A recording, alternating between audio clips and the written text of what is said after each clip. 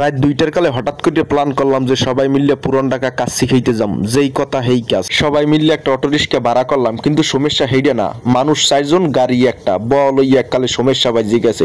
যাই হোক, যেভাবেই হোক 4জনে মিল তেল করে উপরে নেচে বইয়া আমরা পুরান ঢাকার উদ্দেশ্যে রওনা হইলাম। সারাদিন বৃষ্টি হয়েছে, হের লিগে রাইতে শহরটা দেখতেও খুব সুন্দর লাগতে আছে। যাই হোক, রিল্যাক্সে বাতাস খাইতে খাইতে চলে যাইতে আসি হঠাৎ করে মামায় রিক্সাটা ব্রেক মারিয়ে দিয়েছে। আমি কি সমস্যাটা কি? হংকের দিকে চাইয়ে দেখলাম যে ওরে বাবা, বিশাল এক জ্যাম। ঢাকা শহর সবকিছুর সমাধান হইলেও এই জ্যামের সমাধানও রইবে না। জীবন কতটা কঠিন হেটা রাস্তার পাশে হইয়া থা মানুষের দিকে চাইলেই বোঝা যায়। অবশেষে জ্যামের পালা শেষ করিয়ে আমরা হংকের দিকে আগাইতে আসলাম। যাইতে যাইতে আমরা পিলারের লাগে অনেকগুলো দৃশ্যের ছবি আঁকা দেখলাম। এই ছবিটা আপনাকে একটু দেখাই। এই যে দেখতে পাইতে আছেন, গাছ লাগান, পরিবেশ বাঁচান।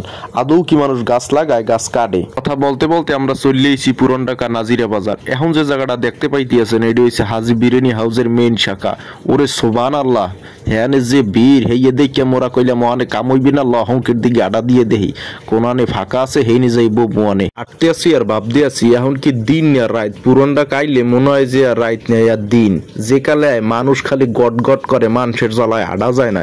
এত মানুষ আয় কুমির দিয়া, পুরো ঢাকা শহরের সব মানুষ মনে হয় হেই রাইতের বেলা খাইতে আয়। পুরান ঢাকার মানুষ কি রাইতে ঘুমায় না? আড্ডার কালে দেখলাম যে এক মুরব্বী বইয়ে বইয়ে ব্যস্ত আছি। শুনলাম এইয়া বলে পনির নাকি পাপড়, আল্লাহ জানে। যাই হোক, হংকের দিকে আউগাই দেহি কোনো আনে বাবা টাওয়া যায়নি। ওরে মানুষ কোন আনে বম, ওরে বাবা কি দেখছেন এদি দোয়া ওরে হেইয়া বলে আবার কাবাব বানায়। অনেক আড়াআড়ি পর মতি বিরিয়ানি হাউসে চলে এলাম বিরিয়ানি খাইতে। এটাও নাকি পুরান ঢাকার মধ্যে মোটামুটি ভালো ফেমাস। যাই হোক, সবাই মিলে ডিসিশন লইতে আসলে কি খাইবে। সবাই খুব টেনশন। বড় ভাই এদিকে আমার জিজ্ঞেস করে বলল, তুই কি খাবি? অনেক চিন্তা ভাবনার পর আমরা খাসির গোস্ত দিয়ে কাচ্চির অর্ডার করিয়ে দিলাম। অনেকক্ষণ বইয়ে থাকার পর আমাগো হেই কাঙ্ক্ষিত কাচ্চি বিরিয়ানি চলে আইলে। সবই ঠিক আছে, কিন্তু পানি দেয় নাই কা। পানি না খাইয়ে কি খাওন যাইবে? কদি কেমনটা লাগে? অনেকক্ষণ তো অগো ভিডিও করলাম, এখন একটু নিজের ভিডিও করি, কতক্ষণ অগো দেখামো। এখন একটু দেখি গোস্ত টোস্ত কদ্দুর কি দেছে। মোর গোস্তরা তো শোনো মনে হয়, অগো গোস্ত তো দেখে বড়ই মনে হয়। মোর গোস্ত কি ছোটতা দেছে? কি তামসাটা দেখছো? মোর আলু কই? কি আয় মোর এঠুনি একটা আলু দিছে, আর ওর পাতে দেখছো কত বড় একটা আলু দিছে। দেখছো সবাই আলু বড় আর মোর আলু এঠুনি। দেখছো বেটার এইটা একটা কাম করলে, বেটার এই বৈষম্য করাটা কিন্তু মোর লাগে ঠিক হয় নাই।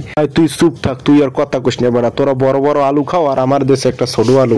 কি সালাতের দেখছো আদি সব লই গেছ, মোর লগে একটু থইছে। যাই হোক, একটু টেস্ট করিয়ে দিই কেমন হয়েছে। না, খাওয়ানোর স্বাদ মোটামুটি ভালো হয়েছে, টেস্ট পাইছি। যাই হোক, খাওয়া দাওয়ার পরে মুগু দিয়ে দিলে পুরান ঢাকার ঐতিহ্যবাহী বোরহানি মোর খাইতে মোটামুটি ভালোই। যাই হোক, বোরহানিটা টেস্ট করিয়ে দেখতে আসলাম। না, বোরহানিটাও মোটামুটি ভালো হয়েছে, টেস্টি লাগে। খাওয়া দাওয়া শেষ করে মোরা উদ্দেশ্য করলাম যে না, খাওয়া দাওয়া শেষ হয়েছে, আর মোরা বাড়ির দিকে রওনা দিয়ে এদিক ওদিকে না তাকাইয়া বিলটা দিয়া সুন্দর মতো নষ্ট করে বাড়তে চলিয়ে এলাম। এটাই বাস্তব।